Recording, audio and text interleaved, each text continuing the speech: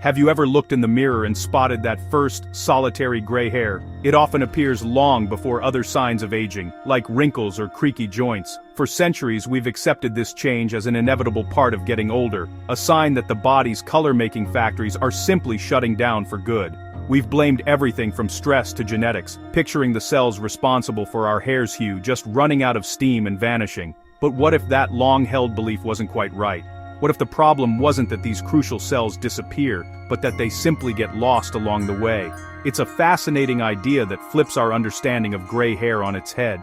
To understand this, we must first look at the tiny, powerful cells that give our hair its natural color. These are called melanocyte stem cells, or MCSCs for short. Think of them as the master painters living inside each hair follicle, the small pocket in our skin from which a single hair grows.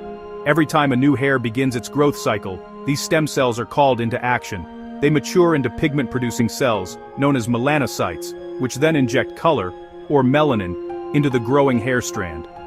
This process gives your hair its unique shade, whether that's black, brown, blonde, or red.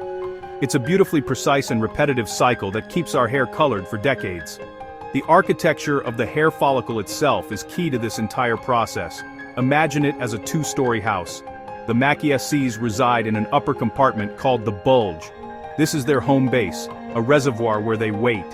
When a new hair needs to grow, a signal is sent from the lower compartment, an area called the hair germ. This signal acts like a dinner bell, telling the stem cells it's time to move downstairs. Once they arrive in the hair germ, they receive another signal that tells them to transform into mature, pigment-making cells. This journey from the bulge to the germ is absolutely critical for your hair to receive its color. For a very long time, scientists believed that gray hair occurred because this supply of stem cells in the bulge simply ran out.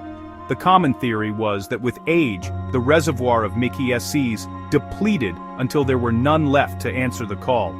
The factory was thought to be empty, the painters had all gone home, and the hair was left to grow without any pigment, appearing white or gray. This seemed like a straightforward, if slightly depressing explanation for why we go gray. It was a one-way street toward losing color with no apparent way to turn back.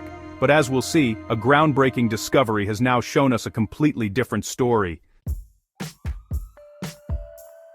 The major breakthrough, announced in 2025 by a team at NYU Langone Health, has completely changed our perspective. Using advanced imaging techniques on mice, whose hair follicles are strikingly similar to our own, scientists were able to watch these melanocyte stem cells in real time as hair aged. What they saw was astonishing. The stem cells were not dying off or disappearing as previously thought. Instead, as the hair went through more and more growth cycles, an increasing number of these precious cells were getting stuck. They were becoming trapped in the upper bulge compartment, unable to make the crucial journey down to the hair germ where they are needed. This finding reframes graying not as a problem of depletion but as a problem of cellular traffic and poor timing. The MCSCs are still there, alive and well, but they are in the wrong place at the wrong time. It's like a group of skilled workers who are ready to do their job, but they miss the bus to the factory. Because they remain lodged in the bulge, they never receive the chemical signals from the hair germ that instruct them to mature and produce pigment. As a result, the hair follicle continues to do its job of growing a hair strand, but that strand emerges completely colorless. The hair itself can be perfectly healthy, strong, and thick, but it's missing its coat of paint.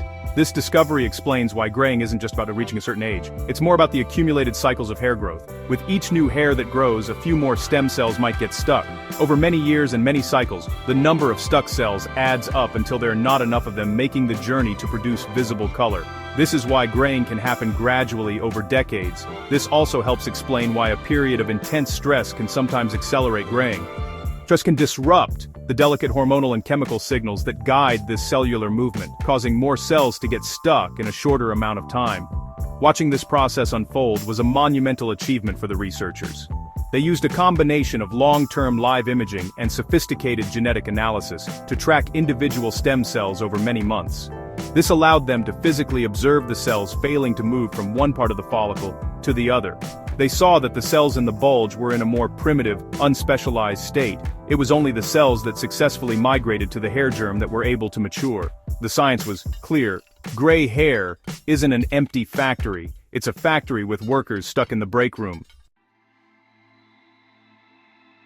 With this new understanding comes a clear and exciting map for potential treatments. Now that scientists know the problem is one of cellular mobility, they can focus on finding ways to fix it.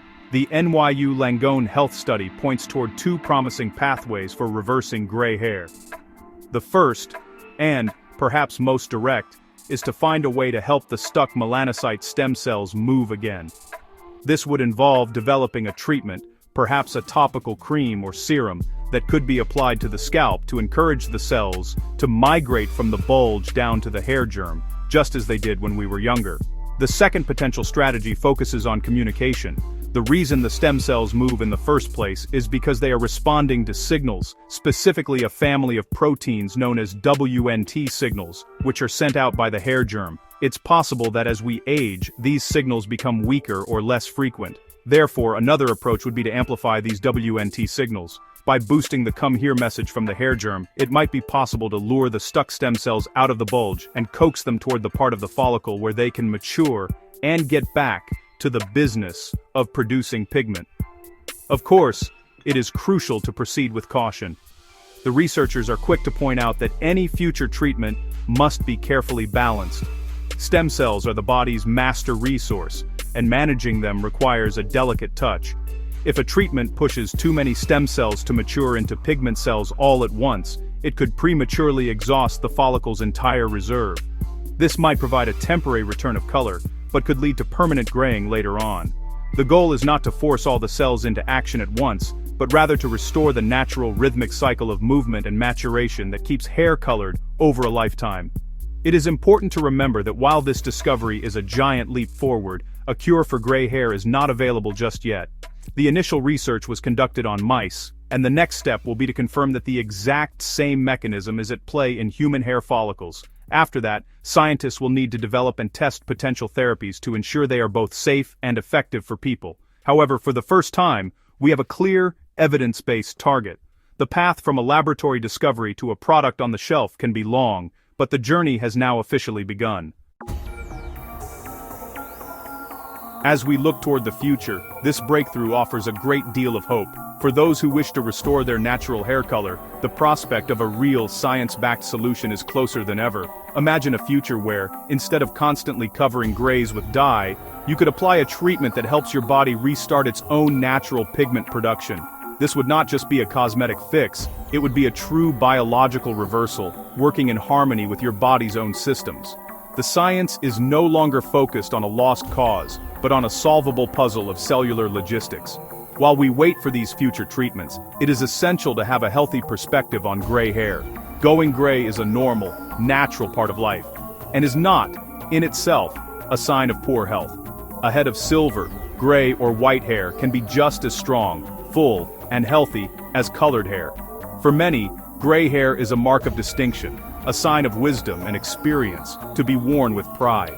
The goal of this research is not to suggest that gray hair is something that must be cured, but rather to provide a choice for those who would prefer to maintain their original color.